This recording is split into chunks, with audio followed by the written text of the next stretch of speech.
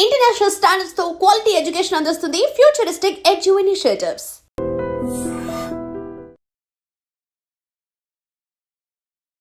Hello బర్నీ sir, నమస్తే అండి. ఎలా ఉన్నారు? సూపర్ అండి. మీరు సూపర్, ఆల్వేస్ ఎనర్జీ. నిజంగానే ఇక్కడ పెట్టి చెప్తున్నా. Sir thank you sir. నిజంగా ఎంతో మంది యంగర్ జనరేషన్స్ కి కానీ ఎంతో మంది యాక్టర్స్ కి కానీ ఒక బెస్ట్ ఇన్స్పిరేషన్. మెయిన్ లీడ్గా ఎలా చేయొచ్చు, విలన్గా ఎలా చేయొచ్చు, ఎక్సలెంట్ ఆర్టిస్ట్గా ఎలా చేయొచ్చు అనేది బెస్ట్ ఎగ్జాంపుల్ సార్. చాలామంది సీరియల్స్కి వెళ్తే హీరోలు ఎవరు అంటారు, హీరోగా ఉంటే మళ్ళీ సీరియల్స్కి వెళ్తే మళ్ళీ ఆపర్చునిటీ రాదంటారు. విలన్గా చేస్తే అమ్మో మెయిన్ లీడ్ చేసి విలన్గా ఏంటి అని అడుగుతారు. విలన్గా చేసిన తర్వాత మళ్ళీ మెయిన్ లీడ్ చేయరేమో అంటారు. అందరికీ కూడా స్టాంపింగ్ దింపేశారు సార్ మీరు ఒక బ్రాండ్గా.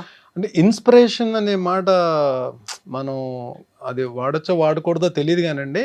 టీవీ వరకు అయితే నేను ఒక మాట చెప్తానండి. ఒక్కొక్కరికి కెరీర్ ఒక్కొక్కరికి స్టార్ట్ అవుతుంది. ఒకరికి నెగిటివ్ క్యారెక్టర్స్ స్టార్ట్ అవుతుంది, కొంతమందికి హీరోస్తో స్టార్ట్ అవుతుంది.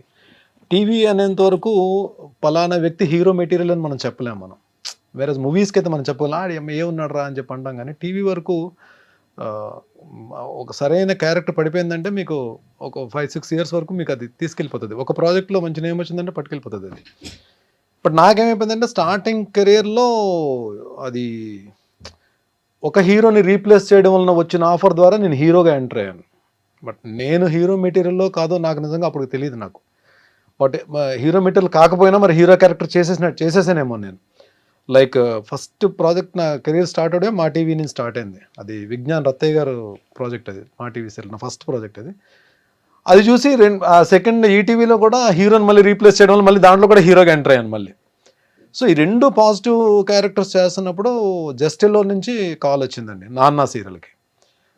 ఆ 2 సీరియల్స్ చేస్తున్నంత వరకు నేను ఏదో వెళ్తుంది అంటే నన్ను అందరు ఆర్టిస్టులు కథ ప్రొడక్షన్స్ కలిపి తీసుకెళ్తున్నారు తప్ప నేను ఒక ఆర్టిస్ట్ అని చెప్పి నాకు కాన్ఫిడెన్స్ అది లేదు అప్పటికి. బట్ వేరేజ్ నాన్న సీరియల్ చేసిన తర్వాత మీకు జస్టిల్లో సీరియల్స్ అన్ని చూడండి, అంటే మిగిలిన సీరియల్స్కి జస్టిల్లో సీరియల్స్కి చాలా డిఫరెన్స్ ఉంటుంది. మీకు డైలాగ్ డిక్షన్ కానీ, మీకు స్క్రీన్ ప్లే కానీ, సీన్ టేకింగ్ కానీ మీకు డిఫరెంట్గా ఉంటుంది. So I got opportunity to work with Murali. చాలా మంచి డైరెక్టర్ ఆయన. ప్లస్ మీకు గున్నం గంగరాజు గారి కథలు ఎలా ఉంటాయి మీకు తెలుసు కదా. It's a wonderful character and ఆడియన్స్లోకి చాలా బాగా వెళ్ళింది ఆ క్యారెక్టర్. నాన్నలో నా క్యారెక్టర్ పేరు కూడా భరణియే. సో ఈ ప్రియాంక స్టార్ట్ అయిన తర్వాత ఈ నానా సీరియల్ వచ్చేటప్పటికి ఏమైందంటే అప్పటికే టీవీలో చాలా ఎక్స్పీరియన్స్ ఉన్న ఆర్టిస్ట్ తోటి నేను వర్క్ చేసే అవకాశం కలిగింది. లైక్ ప్రియాంక వచ్చేటప్పటికి హరిత గారు, సుమనశ్రీ గారు, ఫాతిమా బాబు గారు, నీరజ, అంటే వీళ్ళు ఏంటంటే సీన్ ఇస్తే తినేస్తారు. సో అలాంటి ఆర్టిస్ట్ కౌశిక్ అండ్ శ్రీరాజ్, వీళ్ళందరూ అప్పటికే కౌశిక్ చాలా సీరియల్స్ చేస్తున్నాడు. కౌశిక్ అప్పుడు పెద్ద హీరో కౌశిక్ టీవీకి. సో వీళ్ళందరితో అవకాశం చేసే యాక్ట్ చేసే ఆపర్చునిటీ దొరకడం వల్ల ఏమైందంటే నాకు వాళ్ళ నుంచి కొన్ని నేర్చుకోగలిగాను నేను.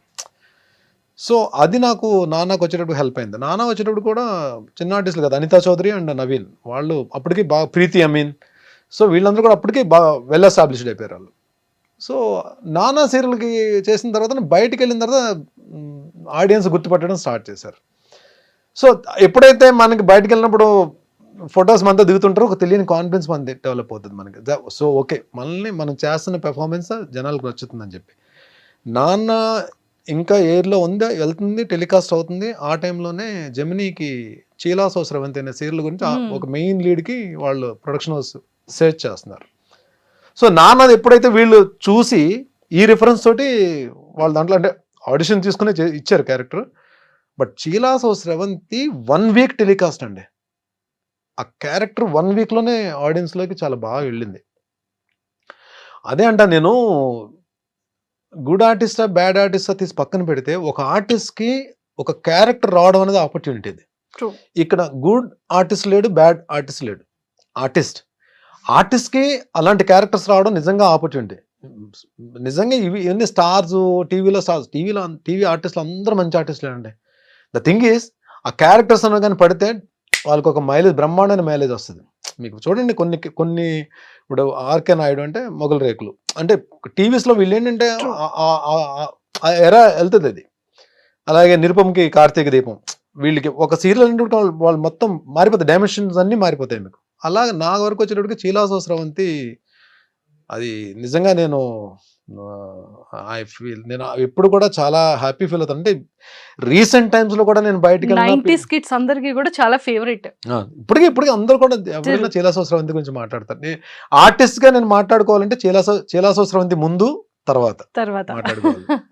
సార్, ఈ ఫిలిం అండ్ సీరియల్స్ ఈ యాక్టింగ్ కి బిఫోర్ గా అసలు బాటమ్ బాన్ ఎక్కడ, ఫ్యామిలీ బ్యాక్గ్రౌండ్ ఏంటి? నేను పుట్టింది రామచంద్రపురం అండి. స్కూలింగ్ అంతా నియర్ వైజాగ్, చెన్నైలో కూడా చదువుకున్నా. Father actually government employee, but my bad luck ఒక ఆయన సర్వీస్లో ఉండగానే 52 ఇయర్స్ అప్పుడు చనిపోయారు. అప్పుడు ఆయన ఉన్నంత వరకు నాకేం రెస్పాన్సిబిలిటీస్ అవి లేవు. తర్వాత నేను మదర్, తర్వాత నా వేరే ప్రొఫెషన్స్. ఆ తర్వాత 2003కి ఇంట్లో నాకు ఒక అన్నయ్య చెల్లి. సో డెఫినెట్గా ఇండస్ట్రీ కంటే ఎవరు ఒప్పుకోరు కదా, ఏం బాగానే ఉంది కదా నువ్వు ఇప్పుడు ఈ ప్రొఫెషన్లో ఉన్నప్పుడు బాగానే ఉన్నావు కదా, మళ్ళీ అది వేరే ప్రొఫెషన్ ఎందుకు సెలెక్ట్ చేసుకున్నా అని చెప్పి. యాక్టింగ్ అన్నది నాకు చిన్నప్పటి నుంచి నా డ్రీమ్ కాదు. యాక్టింగ్ అన్నది నేను ఆర్టిస్ట్ అవ్వాలని చెప్పి కోరిక కూడా నాకు లేదు. నేను వైజాగ్లో ఉన్నప్పుడు స్లిమ్ జిమ్లో వీ యూస్ టు ప్రాక్టీస్, జిమ్కి మార్నింగ్ వెళ్ళేవాళ్ళం. అదే జిమ్లో ప్రభాస్ గారు, ఆ టైంలో ప్రభాస్ గారు అక్కడే ట్రైన్ అయ్యేవారు. మన గౌతమ్ బ్రహ్మానందం గారు అబ్బాయి, ఎంఎస్ నారాయణ గారు అబ్బాయి, వీళ్ళందరూ కూడా అక్కడే వచ్చేవారు. వాళ్ళతో పాటు ఇంకొంతమంది ఆర్టిస్టులు కూడా వచ్చేవారు. అంటే వీళ్ళందరూ కూడా బాగా మాట్లాడేవారు. సో ఒక డిస్కషన్ జరుగుతున్నప్పుడు నేను 100 అబోవ్ ఉండేవాడిని, వెయిట్ 110 kgs ఉండేవాడిని పవర్ లిఫ్టింగ్ కొట్టిన తర్వాత. సో డిస్కషన్లో ఎవరో ఇలా పిచ్చాపాటి మాట్లాడుకుంటే ఎవరో సరదా అన్నారు, భరణి కూడా ఇండస్ట్రీకి వస్తే బాగుంటుంది కదా అని చెప్పి. అంటే యువతలు ఇంకో అబ్బాయి ఎవరో, ఇప్పుడు నేమ్ రివీల్ చేయడం అనవసరం, అది తను ఏమన్నాడంటే, భరణి ఇండస్ట్రీకి వచ్చిన విలన్ పక్కన కర్ర పట్టుకుని నిలబడే ఎస్ బాస్ అనే క్యారెక్టర్స్ తప్ప ఏమి రావు అని. తను ఏదో నన్ను కించపరచాలని ఏమో అనలేదు, తన ఫ్లోలో వచ్చేసింది అది అనేసాడు. బట్ అది ఎక్కడో నేను నా పనులు నేను చేసుకున్నా సరే, అది ఎక్కడో నాకు మైండ్లో కొంచెం ఇలా అనేసాడు ఏంటారు బాబు, అసలు యాక్టింగ్ ఏంటి, అసలు చూద్దామా, ఇండస్ట్రీకి వెళ్దామా. కొంతమంది ఏమో ఎంకరేజ్ చేశారు, కొంతమంది డిస్కరేజ్ చేశారు. సో నేనేదో నార్మల్గా ఈ ఫోటోషూట్కి వెళ్ళి ఫొటోస్ పట్టుకుని హైదరాబాద్ వచ్చాను, ఎవరికి చెప్పను, ఇంట్లో అమ్మకు కూడా చెప్పలే. హైదరాబాద్ వచ్చి ఎక్కడ మన ఈ అమీర్పేట దగ్గర ఏదో స్టూడియో ఉంటే, డబ్బింగ్ స్టూడియోలో ఉంటే ఫొటోస్ ఇచ్చేసి వెళ్ళిపోయాను. అప్పుడు ఆ టైంలో మా టీవీ సత్య సీరియల్కి హర్షవర్ధన్, మన అమృతం హర్షవర్ధన్ హీరోగా అన్నాడు. సో తనకేదో మరి వేరే స్క్రిప్ట్ ఏదో రాయడమో లేదా తను ఏదో బిజీగా ఉండడం వలన ఆ ప్రాజెక్ట్ నుంచి బయటకు వెళ్తున్నప్పుడు అది సేమ్ ఆ హీరో రీప్లేస్మెంట్ గురించి లక్కీగా నేను ఫొటోస్ ఇవ్వడం వల్ల నాకు కాల్ వచ్చింది. అలాగే నా ఇంట్రో జరిగింది. ఇంకా అక్కడి నుంచి 2003 నుంచి 2020 వరకు అసలు అంటే సీరియల్స్లో అయితే గ్యాప్ లేకుండానే వర్క్ చేశానండి. అంటే కలాం తల్లి బ్లెస్సింగ్స్ మరి ఏమో ఐ డోంట్ నో, ఎక్కడ గ్యాప్ అయితే తీసుకోలేదు. నెంబర్ ఆఫ్ సీరియల్స్ అన్ని ఆల్మోస్ట్ ఆల్ ప్రొడక్షన్ హౌసెస్లో చేశాను. రాఘవేంద్ర గారి కంపెనీలో చేశాను, దాసరి గారి కంపెనీలో చేశాను, ఆర్కా మీడియాలో చేశాను, అన్నపూర్ణలో చేశాను. అన్ని ప్రొడక్షన్ హౌస్లో నేను ఈటీవీ ఇన్ హౌస్ చేశాను, ఈటీవీ జస్టెల్లో చేశాను. సో ఆల్మోస్ట్ అన్ని ప్రొడక్షన్ హౌసెస్లో చేశాను. అలాగే లక్ ఏంటంటే దాసరి గారితో ఆయన డైరెక్షన్లో వర్క్ చేసే అవకాశం దొరికింది. మైథలాజికల్ ఏమో రాఘవేంద్ర గారి డైరెక్షన్లో వర్క్ చేసే అవకాశం దొరికింది. అలాగే ఇప్పుడు మూవీస్లో బోయపాటి గారు, హరీష్ శంకర్ గారు, బాబీ గారు, రీసెంట్ ఆల్మోస్ట్ అందరూ డైరెక్టర్ లేరు, చేయని యాక్టర్ లేరు, ఒక్క నాగార్జున గారు తప్ప. నాగార్జున గారితో చేసే అవకాశం రాలేదు. ముందు రోజుల్లో అది కూడా వచ్చేసేమో, ఎవరు చెప్పారు, చూస్తాం మేము కూడా. సూపర్. అండ్ సార్ 5 years ఎందుకు గ్యాప్ తీసుకున్నారు అనేది పక్కకు పెడితే, ఈ 22 years మీ సక్సెస్ఫుల్ జర్నీలో ఆల్మోస్ట్ 45,000+ ఎపిసోడ్స్, అంటే 70+ సీరియల్స్. అలా 70+ సీరియల్స్ అంటే అన్ని మనం మెయిన్ లీడ్ చేయలేదులేండి. అంటే చిన్న చిన్న characters, important characters, cameo role అన్ని చేశాను, క్యారెక్టర్ ఆర్టిస్ట్ గా, negative roles. But main lead, main villain, anti heroes గా చేసినవి ఆల్మోస్ట్ ఒక 35 to 40 ఉంటాయి. మిగిలినవన్నీ కూడా క్యారెక్టర్ ఆర్టిస్ట్ గా చేశాను. ఈవెన్ ఫాదర్ క్యారెక్టర్స్ చేశాను. లాస్ట్కి వచ్చేటప్పటికి మీకు ఏది ప్రేమ్ నగర్ అన్నపూర్ణ స్టూడియోస్, అది ఫాదర్ క్యారెక్టర్ కానీ మెయిన్ లీడ్ అది. తర్వాత అమ్మ కోసం Gemini main lead, Kathalo Rajakumari main lead,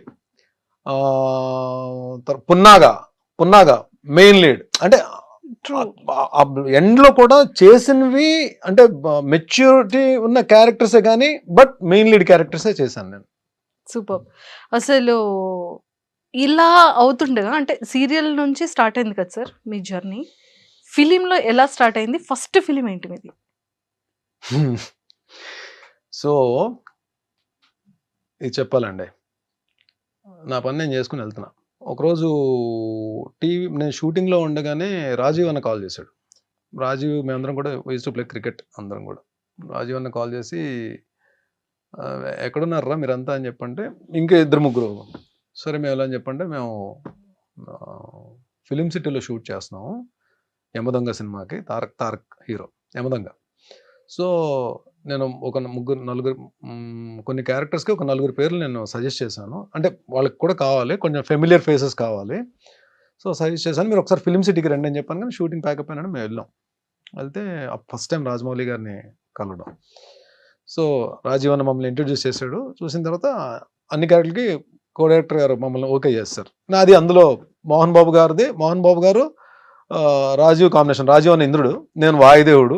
ఒక ఎపిసోడ్ ఉంటుంది, పెద్ద ఎపిసోడ్ ఉంటుంది, అది యముడు ఇంట్రో తోటి ఎపిసోడ్ ఉంటుంది. ఫస్ట్ టైం అంటే బిగ్ స్క్రీన్ కి వెళ్ళి రాజమౌళి గారితో వర్క్ చేసే అవకాశం. ఫిలిం డైరెక్షన్ రాజమౌళి గారితో స్టార్ట్ చేసి సో మొత్తానికి ఆ యమదొంగ సినిమా చేసి వచ్చాం. అంటే మంచి క్లోజులు పడ్డాయి. అప్పుడు క్లోజ్ పడితేనే హ్యాపీ కదా, మనకు ఒక సెపరేట్ క్లోజ్, బయటకు వచ్చి నాకు ఒక క్లోజ్ పడిందని చెప్పి. ఇది ఫస్ట్ ఎక్స్పీరియన్స్. అయితే సెకండ్ ఎక్స్పీరియన్స్ ఏమవుతుందంటే మనకి, అంటే టీవీని నేను తక్కువ చేయలేదండి. టీవీని ఎప్పుడు నెగ్లెక్ట్ చేయలేదు. టీవీ నాకు అన్నం పెట్టింది, టీవీ నాకు గౌరవం ఇచ్చింది, టీవీ నాకు సెలబ్రిటీ హోదా ఇచ్చింది, టీవీ నాకు ఫైనాన్షియల్ ఫ్రీడమ్ ఇచ్చింది, టీవీ నాకు అవార్డ్స్ తెచ్చిపెట్టింది, టీవీ నాకు ఒక రకంగా నన్ను ఒక మెట్టు పైకి తీసుకెళ్ళింది నాకు. సో టీవీయే నాకు జనాల్లో గుర్తింపు ఇచ్చింది, టీవీయే ఈవెన్ బిగ్ డైరెక్టర్స్ దగ్గరికి డోర్స్ ఓపెన్ అయ్యేటట్టు చేసింది. సో నేను వెళ్ళే ప్రాసెస్లో అంటే మంచి ఉంటుంది, చెడు ఉంటుంది. మళ్ళీ వేరే సినిమా నుంచి కాల్ వచ్చింది, వేరే మూవీ నుంచి కాల్ వచ్చింది. అంతే కదా, మనం మంచి ఎగ్జైట్ అయిపోయి వెళ్ళిపోతాం కదా. వెళ్ళిపోయి టైమింగ్స్ కనుక్కున్నాం, వెళ్ళిపోయాం. అప్పుడు నాకు కార్ కూడా లేదు, నేను బైక్ 2 వీలర్ మీద వెళ్ళేవాడిని.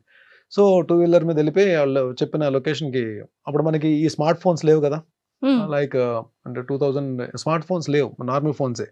కనుక్కొని కోఆర్డినేటర్ పట్టుకుని లొకేషన్కి వెళ్ళిపోయాను. లొకేషన్కి వెళ్ళిపోయి వాళ్ళు ఒక యూనిఫామ్ ఇచ్చారు, యూనిఫామ్ వేసేసుకున్నాను. ఫస్ట్ టైం నేను పోలీస్ ఆఫీసర్ అని చెప్పి ఒక చిన్న ప్రౌడ్ తోటి లొకేషన్లోకి ఎంటర్ అయ్యాను. హాల్లోగా ఆశీష్ విద్యార్థి కాంబినేషన్ అని చెప్పన్నారు. అప్పటికి ఆశీష్ విద్యార్థి బాగా మూవీస్లో బాగా వస్తున్నారు ఆయన. లోపలికి వెళ్ళేటప్పటికి ఒక 200 మంది పోలీస్ ఆఫీసర్స్ ఉన్నారండి. నా అలాగే యూనిఫామ్ వేసుకుని అందరూ ఉన్నారు.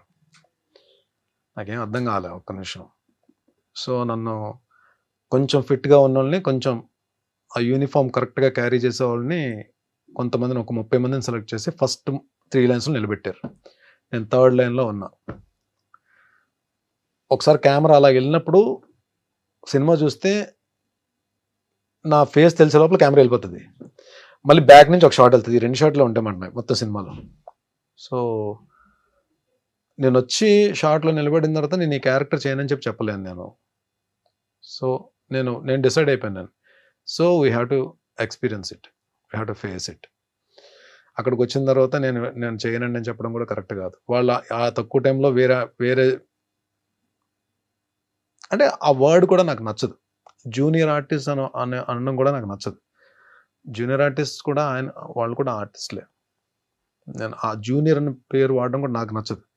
Even I respect them. నేను వాళ్ళు నిజంగా వాళ్ళతో చాలా గౌరవంగా, చాలా పద్ధతిగా మాట్లాడతాను. లొకేషన్స్ ఒకటి అక్కడ వాళ్ళు కూడా నన్ను బాగా ఇష్టపడతారు. నేను ఎందుకంటే చాలా మందితో వర్క్ చేశాను కదా నేను, వాళ్ళు కూడా ఇష్టపడతారు.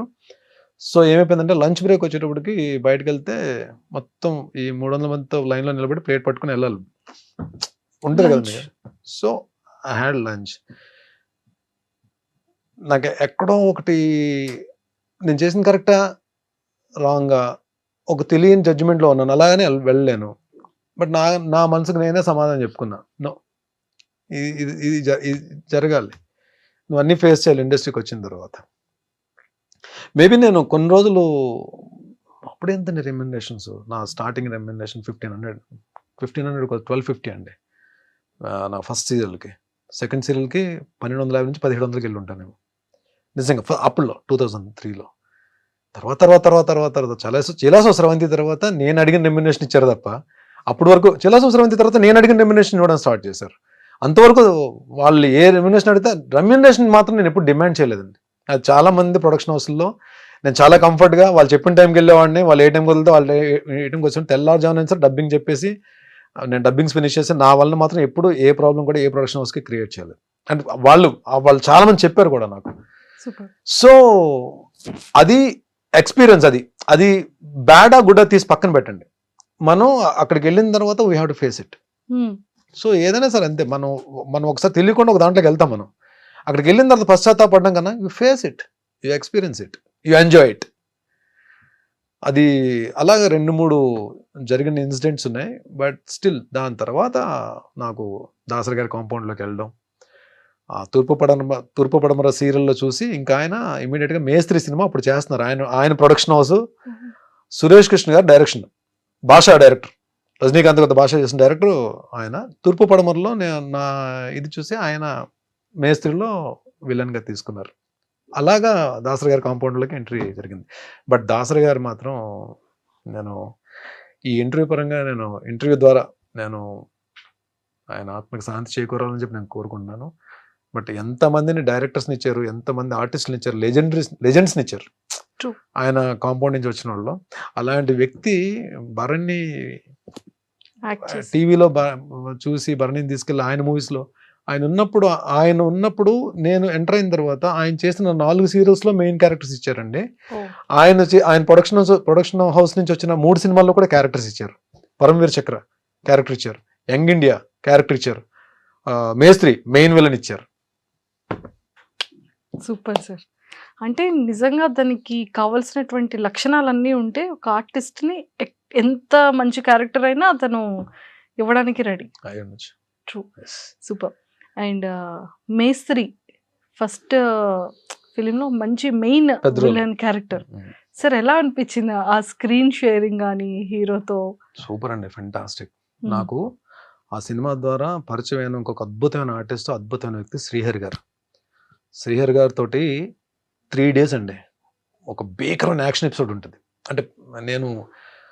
అంటే ఎలా ఉందంటే దెబ్బ తగిలిందా, పడ్డానా, ఏం చేసానో తీసి పక్కన పెడితే ఇక్కడ ఇంతకు మించి మనం ప్రూవ్ చేసుకోవడానికి ఒక ప్లాట్ఫామ్ మనకు దొరకదు అని ఆలోచన తప్ప వేరేదేం లేదు.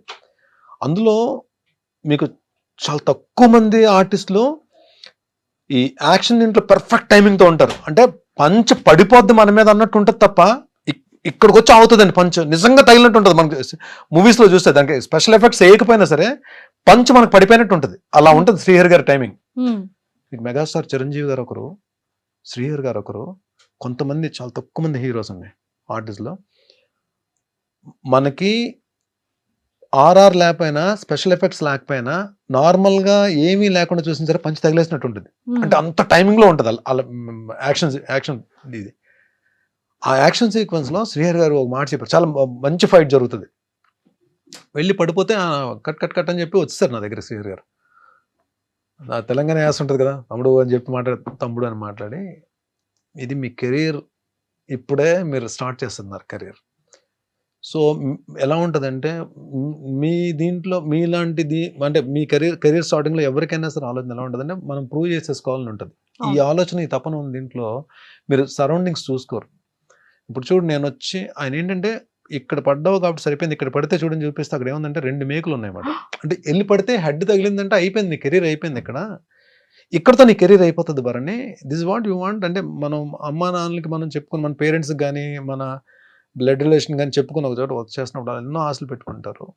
బట్ ఇలాంటిది మనం యాక్షన్, ఎస్పెషల్లీ యాక్షన్ సీక్వెన్స్ అప్పుడు నువ్వు పడేటప్పుడు వీళ్ళు కూడా ఇక్కడ అందరూ ఉంటారు, కానీ ఎవరు వర్క్లో వాళ్ళు బిజీ ఉంటారు, అన్నీ చూసుకోవాలని లేదు, మనమే చూసుకోవాలి జాగ్రత్తగా అని చెప్పి ఒక 5 minutes క్లాస్ తీసుకున్నారు ఆయన. అంటే ఇవన్నీ అంటే నాకు కెరీర్ స్టార్టింగ్లో ఇలాంటి అడ్వైజ్లన్నీ కూడా నాకు చాలా హెల్ప్ అయ్యాయి. నాకు ట్రూ, నిజంగా ఇంత మంచి యాక్టర్కి ఏదైనా అయ్యుండుంటే, దెబ్బ తగిలి ఉండుంటే, ఫేస్ కి ఏదైనా అంటే మంచి యాక్టర్ చెడ్డ యాక్టర్ తెలియదు కానీ దెబ్బ తగిలింటే మాత్రం డెఫినెట్ ప్రమాదం. అంటే ఆ సినిమాలో ఇద్దరితో పెద్ద యాక్షన్, మోహన్ బాబు గారితో యాక్షన్ సీక్వెన్స్. అంటే ఆ స్టార్టింగ్ లోనే పెద్ద ఆర్టిస్టులతోటి అంటే యాక్ట్ చేసే అవకాశం దొరికింది. ప్లస్ గురుగారు దాసరి గారి డైరెక్షన్లో. సూపర్. అండ్ సార్ బాహుబలిలో కూడా చేశారు. యాక్చువల్లీ ప్రభాస్ గారు మీరందరూ కలిసి జిమ్ చేసేవాళ్ళు. స్టార్టింగ్ ప్రభాస్ గారు స్టార్టింగ్ అంటే ఒకటే జిమ్ కలిసి, అంటే అదే టైంలో మేము చేస్తున్న టైంలో ఆయన ప్రభాస్ గారు కూడా వచ్చేవారు. But same gym, slim gym లోనే ఆయన కూడా వచ్చేవారు. Same gym. సో యాక్టింగ్ చేసేటప్పుడు అంటే ఆ బాహుబలిలో ఉండేటప్పుడు ఆ ఇంట్రాక్షన్ జరిగిందో ఇద్దరు? ప్రభాస్ గారికి నాకు కాంబో లేదండి. కానీ ప్రభాస్ గారు రాణా గారు ఇద్దరు కూడా లొకేషన్ లోనే ఉండేవారు. ఎందుకంటే ఏదో ఒకటి అక్కడ ఏదో ప్రాక్టీస్ జరుగుతూనే ఉండేది. బట్ నాకు ఆయన నేను ఎందుకంటే ఒక్క రాజమౌళి గారు లొకేషన్ లోనే ఏంటంటే అక్కడ చిన్న ఆర్టిస్ట్ పెద్ద ఆర్టిస్ట్ అవేం ఉండవు. అందరు కలిసి కూర్చొని లంచ్ చేస్తారు. లంచ్ లో అందరు మొత్తం ఆల్ రమా మేడము, డైరెక్టర్ రాజమౌళి గారు, వల్లి గారు మొత్తం అందరూ ఒక దగ్గర కూర్చుంటారు. ఆర్టిస్టులు అందరూ ఒక దగ్గర కూర్చుంటారు. నాకేంటి అప్పటికే ప్రభాస్ బాహుబలి 1 కన్నా ముందే ఆయన బాగా ఎస్టాబ్లిష్ అయిపోయారు. ఆయన టాప్ దీంట్లో ఉన్నారు. అందరు రానాగారాలు అందరూ కూర్చుంటే నాకు అక్కడ అదే టేబుల్ మీద నాకు ప్లేట్ పెట్టారు. మనకి చిన్న బ్యాడ్ ఎక్స్పీరియన్స్లు ఉన్నాయి కదా, ఎక్కడో చిన్నది ఉంటుంది. ఒరే బాబు, మనకు నిజంగానే అక్కడికి వెళ్ళి కూర్చునే స్థాయి ఉందా, అర్హత ఉందా, ఇలా అంటే మన ఆలోచన ఇలా ఉంటుంది.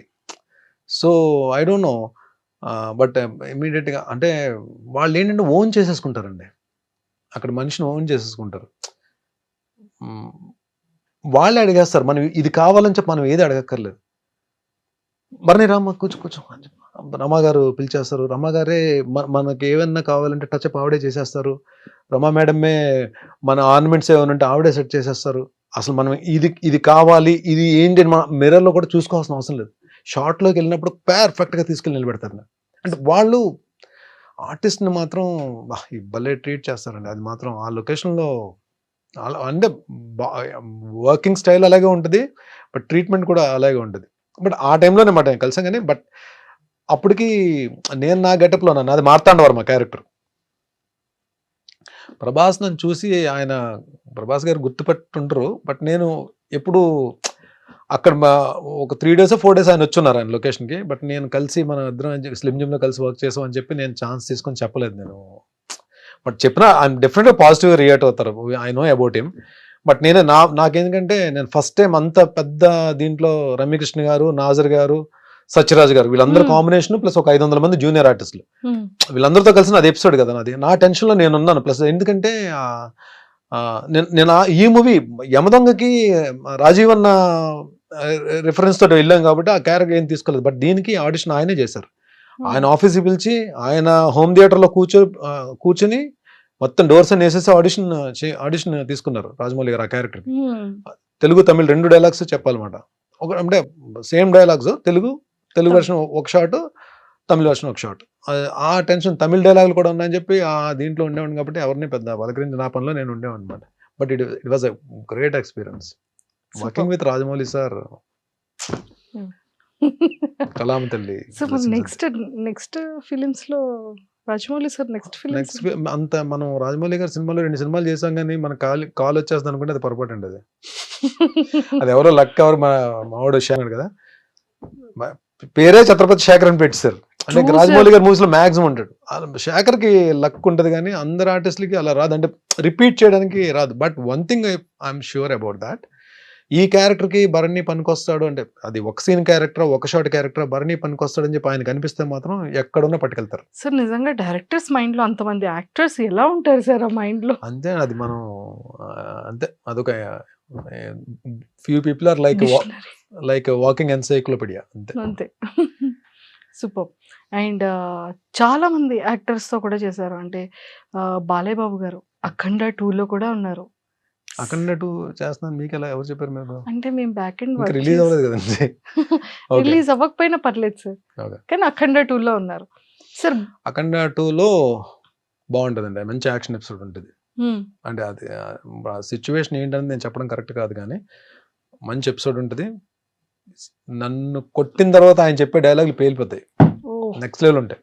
అంటే ఆ మూమెంట్ ఉంటుంది. ఆయన బాలయ్య గారు బోయపాటి గారు అంటే మీకు డైలాగ్స్ ఎలా ఉంటాయో తెలుసు కదా, మామూలుగా ఉండదు అది. అలాంటిది ఆ ఎపిసోడ్లో చెప్పే స్ట్రాంగ్ డైలాగ్స్, అంటే మంచి జనాల్లోకి వెళ్ళే డైలాగ్స్ నన్ను కొడుతూ చెప్తారు, అది బాగుంటుంది dialogues. Super sir. Balayya Babu గారికి మీకు ఏమైనా మెమొరబుల్ మూమెంట్స్ ఏమైనా? బాలయ్య బాబు గారికి అరే నాకు మామ కాదు కాదు. బాలయ్య బాబు గారు యాక్చువల్లీ నేను ఆయనతో డిక్టేటర్ అనే మూవీ వచ్చింది శ్రీవాస్ గారి డైరెక్షన్లో. నేను ఆయనతో క్యారెక్టర్ చేశాను కానీ అది నా అదృష్టం వల్ల ఏంటో అది ఎడిటింగ్లో క్యారెక్టర్ లేచిపోయింది. ఒక రెండు మూడు షార్ట్స్లోనో ఒక మ్యాక్సిమం ఒక 5 షార్ట్స్లోనో ఉంటాను నేను. అప్పుడే బాలయ్య బాబు కొంచెం పరిచయం. బాలయ్య ఆయన ఎనర్జీ లెవెల్స్ అంటే ఆన్ స్క్రీన్ మీకు చూసింది చాలా తక్కువ అండి. ఆఫ్ స్క్రీన్ కూడా చాలా ఎనర్జెటిక్గా ఉంటారు ఆయన. సో లొకేషన్లో మార్నింగ్ 6:30 6:45 ఫస్ట్ షాట్ వీళ్ళు ఏంటంటే ప్లాన్ చేసుకుంటారు కదా యాక్షన్ సీక్వెన్స్లు అన్నప్పుడు. ఆర్టిస్టులు అందరూ ఉన్నప్పుడు అంతమంది ఆర్టిస్టులు ఉన్నప్పుడు కొంచెం టైం టేకింగ్ ఎక్కువ ఉంటుంది కదా. బట్ ఈవెన్ దో వాళ్ళు 7:30 ఫస్ట్ షాట్ పడితే ఏమవుతుందంటే వాళ్ళకి వర్క్ ఫాస్ట్ అవుతుంది.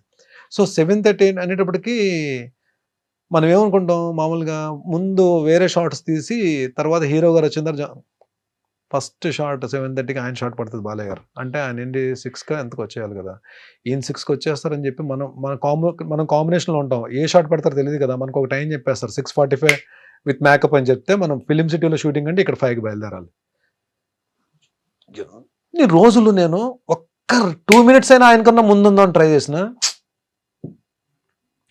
లాస్ట్ వర్కింగ్ డే ముందు రోజు ఏంటో ఆయన కారు కరెక్ట్గా ఎంటర్ అవుతుంది ఫిలిం సిటీలోకి, ఆయన వెనక నేను ఎంటర్ అయ్యాను. అదొక రోజు అంటే అచీవ్ చేయగలిగాను అనమాట. అంటే అట్లీస్ట్ ఆ కార్ని కొంచెం వెళ్ళగలిగాను.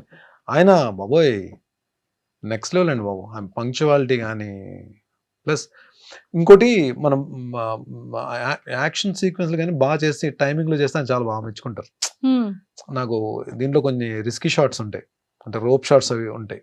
అది లక్కీగా ఏంటంటే అంతమంది మనకి ఎలా ఉంటుంది మన మైండ్ సెట్, అంతమంది ఆర్టిస్టులు వెయిట్ చేస్తున్నప్పుడు, ఇంత ప్రొడక్షన్ హౌస్, ఒక పక్క ఫైట్ మాస్టర్స్, ఒక 2 కెమెరాస్, వీళ్ళందరూ ఉన్నప్పుడు మనం ఒక సింగిల్ టేక్ చేయకపోతే మన గురించి అందరూ మళ్ళీ వెయిట్ చేయాలి. మనకు అది ఒకటి ఉంటుంది కదా మైండ్లో. లక్కీగా ఒక రిస్కీ షాట్ సింగిల్ టేక్లో అయిపోయింది. ఇమీడియట్గా బాగా అన్నారా. Super sir. అంటే ఒక యాక్టర్కి ఇలాంటి నెగిటివ్ క్యారెక్టర్స్ వచ్చేటప్పుడు ఇది చెప్పడం మర్చిపోయాను. మనం యాక్షన్ సీక్వెన్సెస్లో అలాంటి రిస్కీ షాట్స్ మనం చెయ్యాలి. మనం కెమెరా ముందు నిలబడి డైలాగ్స్ చెప్పడం కూడా కాదండి. ఇప్పుడు ఈ రోజు రేపు మనకి అంటే ఆల్మోస్ట్ ఈవెన్ ఓటీటీ ప్లాట్ఫామ్ కానీ ఈ మా బిగ్ స్క్రీన్స్ కానీ పెద్ద హీరోస్ చేస్తున్నప్పుడు ఎక్కడో దగ్గర యాక్షన్ సీక్వెన్స్లో పడతాం మనం వెళ్ళి. సో కదా ఈ యాక్షన్ సీక్వెన్స్లో పడినప్పుడు రిస్కీ షాట్స్ చేయడానికి మనం అమ్మో ఈ షాట్ నేను చేయలేను అన్నాం అనుకోండి, అక్కడ డూప్ని పెట్టి చేయించవచ్చేమో, కానీ నెక్స్ట్ మూవీ మళ్ళీ మనకు కాల్ రాదు. What it you have to risk there. అక్కడ రిస్క్ చేయాలి. నేను చేయలేను అంటే ఆ టైంకి డూప్ని పెట్టేస్తారు, మన కాస్ట్యూమ్ తీసేసి డూప్ కేసి ఆ షార్ట్ ఫినిష్ చేస్తారు. కానీ అక్కడ ఏమవుతుంది నెక్స్ట్ బర్నీ వద్దులండి యాక్షన్ సీక్వెన్స్ 100కి మనోడు చేయలేనని చెప్పంటాడు. అది వెళ్ళిందంటే కరెక్ట్ కాదు. అది మనం రిస్క్ చేయాలి. ఆ రిస్క్ చేయాలంటే మనకు ఫస్ట్ ఉండాల్సింది ఏంటి? ఫిజికల్ ఫిట్నెస్ ఉంటే, మనం ఫిట్నెస్లో ఉంటే ఎలాంటి రిస్క్ షాట్ అయినా చేయడానికి మనకి ముందు చెప్పేస్తుంది. ఇది connection between heart and mind. ఇది గట్స్, దీన్ని జాగ్రత్తగా తీసుకెళ్ళరా అని చెప్పి ఆ టైమింగ్లో కానీ చేయగలిగితే మనం happily we can do. Super. కానీ ఆ రూఫ్ కట్టేటప్పుడు కానీ ఆ ఫైటింగ్ సీక్వెన్సెస్లో కానీ ఎంత జాగ్రత్తగా ఉన్నా ఖచ్చితంగా చిన్న చిన్న దెబ్బలు 100% మీకు అలా వెళ్ళి లారీని వెళ్ళి ఎక్కడో ఉంటుంది. లారీ ఆల్మోస్ట్ ఒక 40 feet దూరంలో ఉంటుంది. వెళ్ళి లారీకి వెళ్ళి గుద్దుకుంటే ఆ లారీ నిండా గన్నీ బ్యాగ్స్ ఉంటాయి. నాతో పాటు బ్యాగ్స్ అన్ని కింద పడతాయి. ఇది షార్ట్. ఇది షార్ట్ తేడా అయింది అనుకోండి, మళ్ళీ కిందకి పడిన గన్నీ బ్యాగ్స్ అన్ని మళ్ళీ లారీ ఎక్కించాలి కదా. ఇక్కడ ఎంత వర్క్ కదా వీళ్ళకి. అంటే అది అలా వెళ్ళిపోతుంది ఫ్రేమ్లో షార్ట్. ఫ్రేమ్లో మనకు సినిమా చూసినప్పుడు అలా వెళ్ళిపోతుంది, కానీ దాని వెనక ఎంత ఉంటుందంటే వర్క్ అసలు బ్లాస్ట్లు అవుతాయి పర్ఫెక్ట్గా. మళ్ళీ నా ల్యాండింగ్ కూడా పర్ఫెక్ట్గా ల్యాండ్ అవ్వాలి. ఏది దాన్ని తగులుకొని బ్యాగ్స్ అన్ని మీద పడుతున్నప్పుడు కూడా ల్యాండింగ్ కరెక్ట్గా ల్యాండ్ అవ్వాలి. ఎక్స్ప్రెషన్ మిస్ అవ్వదు, పెయిన్ ఎక్స్ప్రెషన్ ఇవ్వాలి. ఇంతలో పెయిన్ ఎక్స్ప్రెషన్ ఇవ్వాలి. At the same time dust అంతా పడుతుంటది, కింద నుంచి బ్లోయర్స్ తో కొడుతుంటారు. మళ్ళీ కింద నుంచి బ్లోయర్స్ తో కొడుతుంటారు కదా డస్ట్ కి. ఆ డస్ట్ నోట్లోకి వెళ్తుంటది, ముక్కులోకి వెళ్తుంటది, కళ్ళలోకి వెళ్తుంటది. స్టిల్ ఇక్కడ అంటే ఈవెన్ మనం హీరోస్ నిజంగానే వాళ్ళు చేసే యాక్షన్ సీక్వెన్స్ మనకు అలా వెళ్ళిపోతాయి, కానీ ఫైట్ చేస్తారంటాం. కానీ రియల్లీ దే వర్క్ హార్డ్ అండి. True. రియల్లీ అంటే చాలా పేషెన్స్ ఉండాలి. వాళ్ళు నిజంగా మెగాస్టార్ గారు ఆ ఊరికనే మెగాస్టార్ అవుతారండి. అందరూ కూడా వెంకటేష్ గారు, పవర్ స్టార్ కానీ వీళ్ళందరూ కూడా, తారక్ వీళ్ళందరూ కూడా అంటే నిజంగానే వాళ్ళ పేషెన్స్ కానీ, వాళ్ళంత ఫోకస్డ్గా వర్క్ చేసే విధానం కానీ, దే లవ్. అంటే ఇక్కడికి వచ్చిన తర్వాత మనం థియేటర్ చూసి క్లాప్స్ కొట్టి విజిల్స్ వేస్తాం, బట్ వెనక చాలా హార్డ్ వర్క్. చాలా హార్డ్ వర్క్ ఉంటుంది. సో అందుకే మూవీ షూటింగ్ కూడా అంత డ్యూరేషన్ పడుతూ ఉంటుంది. సార్ స్కిన్ కేర్ ఎలా తీసుకుంటారు? హెయిర్ పాడవకూడదు, స్కిన్ పాడవకూడదు. హెయిర్ పాడైపోయిందండి, హెయిర్ లూజ్ అయిపోయింది, హెయిర్ చాలా పోయింది. స్కిన్ కూడా ఏంటంటే నేను మేబీ నేను స్కిన్కి స్పెషల్గా నేను ఏం కేర్ ఏం తీసుకోవట్లేదు. మరి నేను అంటే మేబీ నా స్కిన్ కూడా పెద్ద సన్ స్క్రీన్ అవి ఏమో అంటే అంత పర్టికులర్గా నేను చేసే క్యారెక్టర్స్ అన్నీ దెబ్బలు తగిలించుకునే క్యారెక్టర్లే కదా, పెద్ద గ్లామర్ పెద్ద ఏం అవసరం ఉండదు, పెద్ద మేకప్ కూడా వేయరు, వెళ్ళి వేస్తే మసి రాసేస్తారు ముఖానికి, లేదా బ్లడ్ ఏదో పడుతుంది. అంటే నేను ఇప్పుడు చేస్తున్న క్యారెక్టర్స్ అన్ని మూవీస్లో అందరు హీరోల చేత దెబ్బలు తినే క్యారెక్టర్లే కదా మ్యాక్సిమం వస్తాయి. మంచి క్యారెక్టర్లు వచ్చినప్పుడు, గ్లామర్ ఓరియంటెడ్ క్యారెక్టర్స్ ఇంకేం వస్తాయిలేండి మనకి. ఒకవేళ వచ్చినప్పుడు చూద్దాం, నాకు కొంచెం అప్పుడు స్కిన్ కేర్ తీసుకుందాం. ప్రస్తుతానికైతే ఈ స్కిన్ ఒప్పుకుంటున్నారు డైరెక్టర్లు అందరూ. సార్ సో ఇలా ఈ యాక్టింగ్ దాని గురించి పక్కకు పెడితే కొంచెం మళ్ళీ మనం పర్సనల్ గురించి మాట్లాడుకుందాం. ఇన్ని ఫిలిమ్స్ చేశారు కదా, ఎన్ని సీరియల్స్ చేశారు, మంచి అర్నింగ్ ఉన్న భరణి గారికి ఎందుకు ఏ రోజు అమౌంట్ని వెనక వేసుకోలేదు? దట్టు ఆ టైంలో పార్టీస్కి రెగ్యులర్గా వెళ్ళేవాళ్ళు, ఫ్రెండ్స్. అంటే అలా ఉన్న భరణి గారు సడన్గా లైఫ్లో చేంజ్ ఏంటి? ఎప్పటి నుండి దాచుకోవడం స్టార్ట్ అయింది ఆ ఒక్కసారి? There are no good friends, no bad friends. మన ఫ్రెండ్స్ బ్యాడ్, ఫ్రెండ్స్ గుడ్ అని మనం చెప్పలేం. ఫ్రెండ్ అంటే ఫ్రెండే. ఫ్రెండ్ అని పేరు పెట్టామంటే రెండు ఉండవు, గుడ్ బ్యాడ్ ఉండదు. ఫ్రెండే. ఫ్రెండ్షిప్లో బ్యాడ్ ఉండదు, గుడ్డే ఉంటుంది.